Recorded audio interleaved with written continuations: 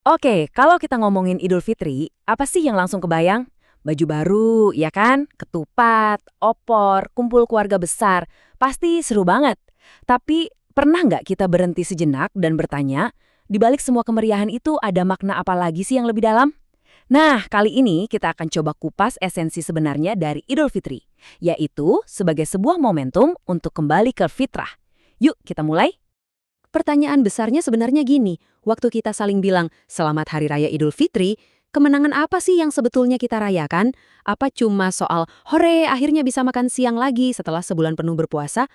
Atau jangan-jangan ada sesuatu yang jauh lebih besar dari itu? Nah, untuk menjawab pertanyaan tadi, kita harus geser sedikit fokus kita. Karena ini lebih dari sekedar perayaan, jauh melampaui pesta dan liburan.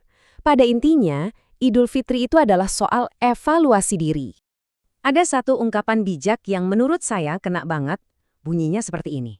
Idul Fitri itu bukan buat orang yang bajunya baru, tapi buat orang yang ketaatannya nambah. Wah, dalam banget ya. Ini ngingetin kita kalau suksesnya Ramadan itu bukan diukur dari apa yang kita pakai di luar, tapi dari apa yang tumbuh di dalam diri kita. Jadi kelihatan kan perbedaannya? Di satu sisi ada fokus ke yang terlihat, ya contohnya baju baru. Tapi di sisi lain ada fokus ke yang sejati, yaitu ketaatan yang bertambah. Nah, Idul Fitri itu sebetulnya mengajak kita untuk melakukan pergeseran ini dari yang sifatnya cuma di permukaan ke sesuatu yang jauh lebih esensial. Oke, jadi kalau bukan baju baru, lalu apa dong makna kemenangan yang sejati itu? Nah, disinilah kita masuk ke jantung pembahasannya. Sebuah konsep yang disebut fitrah. Jadi apa sih fitrah itu? Gampangnya gini deh. Bayangin jiwa kita itu pas lahir seperti kertas putih bersih. Suci, tanpa noda, tanpa coretan. Nah, itulah fitrah.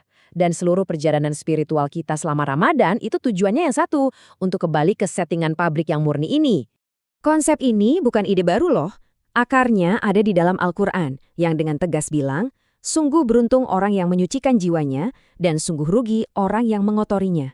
Jadi jelas kan, kemenangan sejati itu sifatnya internal. Inilah yang kita rayakan di hari Idul Fitri. Pertanyaannya, gimana caranya kita bisa kembali ke fitrah, ke jiwa yang suci itu? Jawabannya ada di proses yang baru aja kita semua lewati. Betul, Ramadan. Ramadan itu adalah jalannya, prosesnya.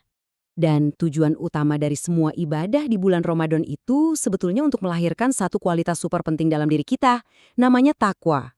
Apa itu takwa? Takwa itu semacam kesadaran penuh akan Tuhan. Ibaratnya kita punya kompas internal yang bikin kita selalu waspada dan berusaha milih jalan yang benar. Dan tujuan ini bukan tafsiran loh, tapi disebutin langsung di Al-Quran. Dikatakan bahwa puasa itu diwajibkan agar kamu bertakwa. Jadi rumusnya sederhana banget. Puasanya itu latihannya, takwanya itu hasilnya. Penting banget nih buat dicatat. Takwa itu bukan cuma soal perasaan jadi orang baik doang. Bukan. Takwa itu lebih ke semacam upgrade kecerdasan, baik spiritual maupun intelektual. Orang yang bertakwa itu jadi punya kacamata yang lebih jernih untuk membedakan mana yang benar dan mana yang salah, mana yang membangun dan mana yang merusak. Oke, jadi kita udah upgrade diri secara internal. Tapi apakah berhenti di situ? Tentu enggak. Kebaikan di dalam diri ini nggak boleh egois. Transformasi batin ini harus tumpah keluar, harus punya dampak nyata buat masyarakat. Alurnya jadi jelas banget kan? Pertama, kita melakukan ibadah Ramadan. Hasilnya, lahirlah takwa dalam diri kita. Nah, takwa ini nggak diam aja di dalam, tapi terwujud dalam aksi nyata. Contoh paling konkret, zakat fitrah untuk bantu sesama dan silaturahmi untuk mempererat hubungan. Inilah saat kesolehan individu berubah menjadi kesolehan sosial. Dan nilai-nilai ini juga tercermin banget loh dalam tradisi Nabi Muhammad. Misalnya tindakan yang kelihatannya sepele seperti makan beberapa butir kurma sebelum sholat, itu simbol kesederhanaan. Atau yang lebih besar lagi, anjuran untuk sholat Id di lapangan terbuka, bukan di dalam masjid, itu punya pesan kuat tentang persatuan dan kebersamaan. Semua orang melebur jadi satu. Nah, kalau kita kumpulin semua pemahaman tadi, kita bakal sampai di satu kesimpulan yang krusial banget. Siap? Idul Fitri itu ternyata bukan garis finish. Seorang cendekiawan, Haidar Nasir, merumuskannya dengan sangat baik. Beliau bilang, Idul Fitri itu adalah momen untuk menggunakan modal spiritual dari Ramadan buat tujuan yang lebih besar. menebar persaudaraan, mengokohkan perdamaian, dan membangun peradaban yang lebih maju. Keren banget kan? Jadi, inilah intinya. Pesan utamanya, Idul Fitri itu adalah starting block, bukan pita finish. Tantangan yang sebenarnya justru baru dimulai. Gimana caranya kita menjaga energi kesucian dan ketakwaan yang udah kita kumpulin sebulan ini untuk 11 bulan ke depan? Nah, sebagai penutup, saya mau tinggalkan satu pertanyaan untuk kita renungkan bersama.